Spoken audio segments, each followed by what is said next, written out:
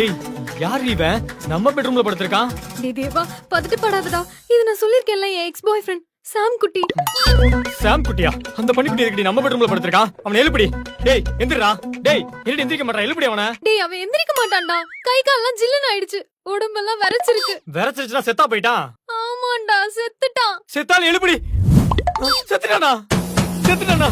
செத்துட்டானா? செத்துட்டானா? செத்துட்டானா? டேய் கத்தாதடா. ரெண்டு பேரும் சேர்ந்து மாட்டோம். ரெண்டு பேரும் சேர்ந்து மாட்டிப்போமா? ஏய் நீ தாண்டி உன் கள்ளக்காதல வீட்டுக்கு கொண்டு வந்து கொலை பண்ணிருக்க. என்ன உன் கொலையில என்ன கூட்டு சேர்க்கிற? ஐயோ அப்பவே சொன்னானுங்க என் ஃப்ரெண்ட்ஸ்ல அரேஞ்ச் மேரேஜ் பண்ணாதரான்னு கேட்காம விட்டனே. டேய் இவன் என் கள்ள காதலன்லாம் இல்ல.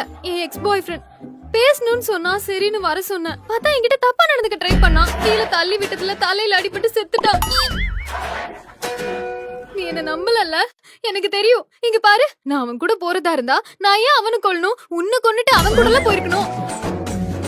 நீ சொல்றது லாஜிக்கலா கரெக்டா இருக்கு. அப்புறம் நான் நைட் ஷீட் போனதுக்கு அப்புறம் நைட் வீட்டுக்கு கூப்பிட்டுருக்க.